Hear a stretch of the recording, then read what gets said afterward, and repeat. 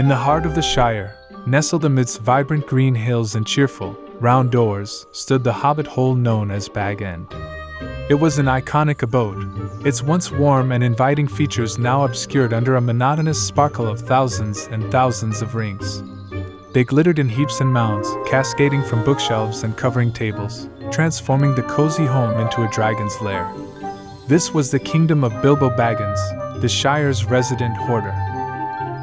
Bilbo was turning 111, a cause for celebration amongst hobbits.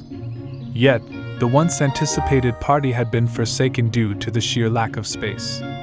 When the guests arrived, they were greeted by the spectacle of a tower of rings collapsing onto the buffet table, burying the birthday cake under a glinting avalanche. I told you we should have gone with the extra sturdy table, Baggins, grumbled a dwarf, Balin, as he attempted to excavate a sausage roll from the gleaming heap. Well, I never had any problem until today, Balin, Bilbo replied, dusting off a ring that had fallen into his teacup. Perhaps my rings just don't like your cooking. Meanwhile, Frodo, Bilbo's nephew, surveyed the scene with a mix of amusement and exasperation. He was a young hobbit with bright, eager eyes and a restless spirit, much like his uncle once was. Now, Bilbo's only adventures consisted of scaling mountains of rings to find his spectacles. No one should live like this, Frodo declared, nearly tumbling over a pile of rings. He had always admired his uncle's eccentricity, but this was an adventure he wasn't ready to embark on alone. He needed a fellowship, an unusual one at that, to cleanse the ring-infested Bag End. An intervention? Mused Samwise, Frodo's best friend, and the resident gardener. His usually dirt-streaked face was sparkling, thanks to a splash from a ring tsunami. I don't know, Mr. Frodo. It sounds like we're going to war against sparkly things. With a hearty laugh, Frodo clapped Sam on his back. Indeed, Sam. It might just be our toughest battle yet. Thus, unbeknownst to Bilbo, amid a torrent of rings and laughter, the first seeds of Operation Declutter were sown on the day of his 111th birthday. After the disastrous birthday party, Frodo knew it was time for action. He reached out to Aragorn, the stern, stalwart human who had swapped his days of being a ranger for a more lucrative career in cleaning services. His company, Ranger Cleaners, was known for tackling the most obstinate of stains and clutter. Bag End? Aragorn asked, raising an eyebrow as Frodo explained his predicament. That'll take more than just elbow grease. Perhaps some magic then? Frodo suggested, referring to Gandalf, the whimsical wizard and part-time therapist. His impressive resume included guiding hobbits, fighting evil, and now, resolving psychological issues, making him a perfect fit for their absurd quest. On hearing of the task, Gandalf stroked his long, gray beard and pondered. A quest to tidy a house, you say? Well, Frodo, it is not the clutter on the outside, but the clutter within that truly matters. Meanwhile, Samwise had roped in the aid of Legolas, the elf who wielded his bow with as much prowess as he did his feather duster. Known for his perfect aim and clutterphobia, he was the perfect ally for their unusual mission. It's been a while since I've taken on an adventure, Legolas confessed, with a twinkle in his eyes. although I'd imagined more orc slaying and less ring stowing. Well, Legolas. Frodo responded. In this case, one does not simply walk into Bag End. We're dealing with a horde, not a horde. They all met in the cluttered confines of Bag End, their eyes wide with a mix of shock and awe at the mounds of rings that filled every corner. Gandalf, being the tallest, had to bend considerably to avoid the ring chandeliers Bilbo had created. Bilbo, you have too many rings. Even for a hobbit. Gandalf tried to reason with him. However, Bilbo simply responded with a chuckle. Can a man not enjoy his hobbies, Gandalf? Armed with brooms, dusters, and Gandalf's counseling techniques, The newly formed fellowship thus embarked on their epic quest to declutter Bag End, leaving behind an oblivious Bilbo, chuckling and dusting off a newly discovered ring from his cookie jar. Their journey through Bag End started with the living room, or what used to be a living room. Piles of rings were stacked up like sand dunes, making it more of a ring storage room. Legolas, with his heightened elf senses, was their navigator. Aragorn provided the muscle, moving piles of rings with the efficiency of a professional cleaner. Sam, with his gardening experience, unearthed rings buried in the most unlikely of places, while Gandalf offered moral support, often in the form of perplexing psychological insights. We must remember Gandalf reminded them. that the smallest person can change the course of the future. Even a tiny hobbit can fill a house with a mighty horde. Progress was slow and laborious. More than once, they had to dodge ring avalanches, and on a couple of occasions, they lost Samwise in a pile only for him to emerge, wide-eyed and dusty, clutching a ring with a gemstone as big as a potato. I never thought I'd be saying this, Legolas muttered. but I miss the orcs. They also discovered new residents. An infestation of trolls had made a playground out of Bilbo's collection. A particularly corpulent troll named Bert was using a golden hoop as a hula ring. I am going to need a bigger dustpan. Aragorn mused, sizing up the merry family of trolls. Meanwhile, Bilbo, blissfully ignorant of their cleaning endeavor, was busy sorting rings by their shininess. He seemed rather thrilled at finding rings he had forgotten he owned. Oh, here you are, my precious.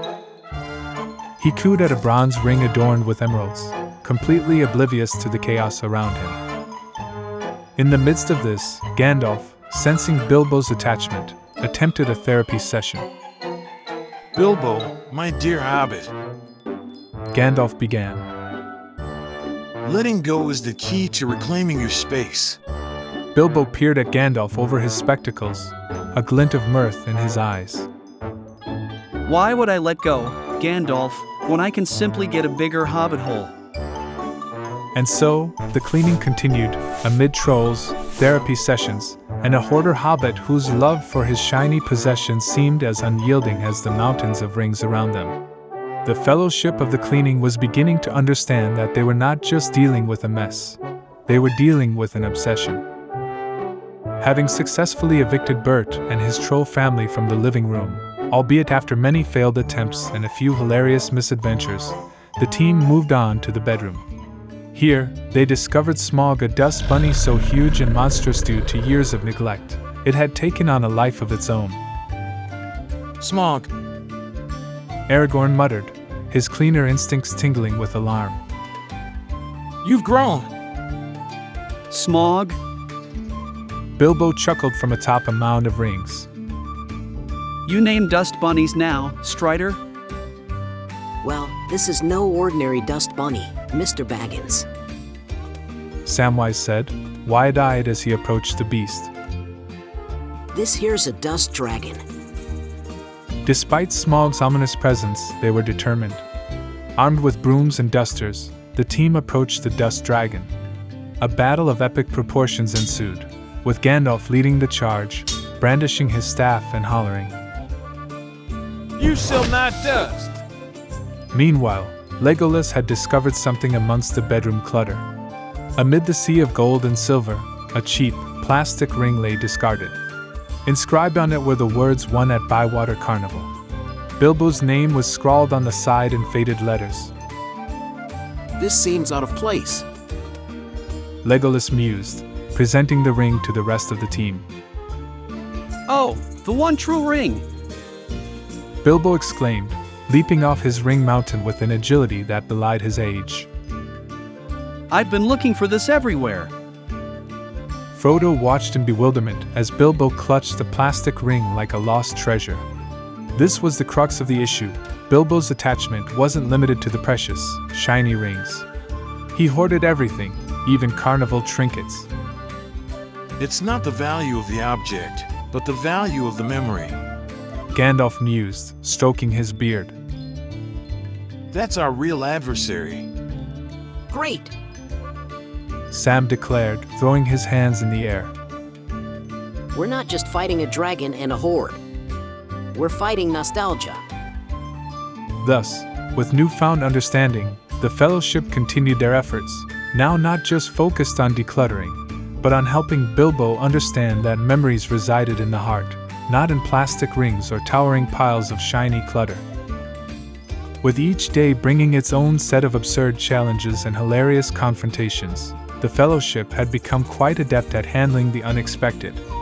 The dining room, however, posed a challenge of mythical proportions, a labyrinth of rings that seemed to shift and change with each passing moment. I don't remember the dining room being this maze-like. Frodo confessed, trying to chart a path through the glimmering labyrinth. Never underestimate the power of a hoarder with too much time on their hands. Gandalf advised, scratching his head as he tried to decipher the convoluted paths. In the meantime, Bilbo, surprisingly excited about their exploration, had become a self-appointed tour guide. Ah, this stack of silver rings here He'd point. is from my trip to Bree. Oh, and these ones were a gift from a very friendly dwarf. Despite the team's efforts to stick together, Legolas was soon lost in the maze. How is it possible? He grumbled over their makeshift walkie-talkies, comprised of 2 tin cans and a string. To get lost in a hobbit-hole? The situation took a hilarious turn when Samwise, armed with a broom and a map drawn on a napkin, was tasked with rescuing the elf. Never thought I'd have to save an elf from a dining room. Sam grumbled, plunging into the labyrinth. Meanwhile, Gandalf and Frodo had a brainwave. They decided to conduct a covert ring auction to speed up the decluttering process. Gandalf's magic and Aragorn's organizational skills ensured that the auction went smoothly, at least initially. Going once, going twice, sold! Aragorn announced, gaveling down a sale of 100 rings to a chipper hobbit couple. Little did they know that their mission was about to get a lot more complicated. Unbeknownst to them, Bilbo was approaching the auction, a tray of tea in his hands. I thought you might need a... His words trailed off as he took in the sight of his beloved rings being auctioned off. The tray clattered to the floor, sending hobbits scurrying in every direction. A hush fell over the crowd as Bilbo faced the Fellowship, his face a mix of shock, confusion, and a hint of betrayal. The Fellowship braced themselves. Their decluttering mission had just turned into a diplomatic crisis. The silence that followed Bilbo's discovery was as thick as the dust in Bag End. Eyes darted between the Fellowship and Bilbo, everyone too shocked to speak. What is the meaning of this? Bilbo's voice finally broke the silence, a tremor of disbelief running through his words. Frodo stepped forward, trying to muster up an explanation. Uncle Bilbo, we were just... Selling my precious rings? Bilbo interrupted, his eyes darting to the tables filled with his beloved collection. Gandalf, taking a deep breath, tried to reason with him. Bilbo, these rings, you don't even use them. They're just gathering dust. They are my dust gatherers. Bilbo retorted, his cheeks flushed. Just as the situation seemed hopeless, Legolas emerged from the labyrinth, wild-eyed but victorious. I found the way out. He announced, oblivious to the tension. He looked around the room at the staring faces. Did I miss something? Even in the midst of the confrontation, Sam couldn't help but chuckle. You could say that, Legolas. Things escalated quickly when, in a sudden turn of events, the Fellowship decided to hold a Middle-earth yard sale. Rings of all sizes and materials were displayed for sale, attracting a crowd of curious hobbits, dwarves, and even a few elves. Bilbo, however, was not amused. He tried to reclaim his rings, resulting in a tug-of-war with a stout dwarf over a set of ruby-studded rings. These are mine! Bilbo insisted. But I've already paid for them. The dwarf grumbled, pulling harder. In the middle of this chaos, Bilbo's voice rang out. You shall not pass until you've paid the proper price. Gandalf raised an eyebrow. Bilbo, I believe you're misquoting me. Through all the bickering and bargaining, the Fellowship continued their mission. It was more than just cleaning now. It was about teaching Bilbo the value of letting go. They only hoped that Bilbo would realize this before Bag End was emptied entirely of its hoarded treasure. Just as the yard sale was winding down, a shadow fell over the gathering. A tall figure loomed at the entrance of Bag End. With a gasp, the crowd parted, revealing none other than Sauron. In a comedic turn of events, Sauron, the terrifying Dark Lord, was wearing a pair of reading glasses, carrying a wicker shopping basket, and had a flower tucked behind one ear. I heard there was a sale, he said, his deep voice strangely muffled by a flower-patterned mask he wore. Bilbo, still reeling from the yard sale fiasco, looked at Sauron in disbelief. Sauron, what brings you to the Shire? Same as everyone else, Bilbo. Sauron responded, examining a diamond-encrusted ring with interest. Bargains. As it turned out, Sauron was an even bigger hoarder than Bilbo. His tower, Barad-dûr, was stuffed to the brim with rings he had been collecting over centuries. This is unexpected. Gandalf murmured, watching Sauron haggle with Aragorn over the price of a sapphire ring. I never thought I'd see the day. Frodo said, watching with wide eyes as Sauron began stacking rings in his basket. Sauron, shopping. Sam, always one for the practical, leaned over to Frodo. Do you think we should offer him a loyalty card? Despite the hilarity of the situation, it was the mirror image of Sauron's obsession that finally made Bilbo pause. As Sauron crammed rings into his already overflowing basket, Bilbo caught a glimpse of his own reflection in Sauron's polished armor. Sauron, Bilbo said suddenly, catching everyone off guard. I'll make you a deal. Sauron, surprisingly intrigued, turned to face Bilbo. I'm listening, Mr. Baggins. I'll trade you my remaining collection for that fancy armor of yours. Bilbo gestured to Sauron's iconic black armor. Sauron was taken aback. You want my armor? I think it'll make a nice conversation piece. Bilbo explained, with a pointed look at the Fellowship. In a bizarre, yet perfectly fitting twist, the Dark Lord and the Hobbit struck a deal, leaving the Fellowship of the Cleaning open-mouthed in astonishment. Huh. Said Legolas, breaking the silence. I didn't see that coming. Everyone stood dumbfounded as Sauron, after some thought, agreed to the peculiar trade. In a hilarious spectacle, the Dark Lord himself began to disrobe, handing his iconic armor over to a delighted Bilbo. You're going to look ridiculous in that. Sam said, but Bilbo just shrugged. I think it's a good look for me, he said, holding the oversized armor up against himself. It nearly engulfed him. Quite the statement piece. Bilbo looked at his emptied home, a twinge of sadness crossing his face. But then he caught sight of Sauron, cramming rings into his shopping basket with a fervor that rivaled Bilbo's own former obsession. Seeing his reflection in the Dark Lord's manic hoarding, Bilbo felt a sense of relief wash over him. I think I'll like this, Bilbo said, gesturing to the nearly empty bag end. less stuff to trip over. As for the Fellowship, they couldn't help but marvel at the absurdity of it all. A hoard of rings, a cleaning adventure, an intervention, a yard sale, and finally, a peculiar trade with the Dark Lord himself.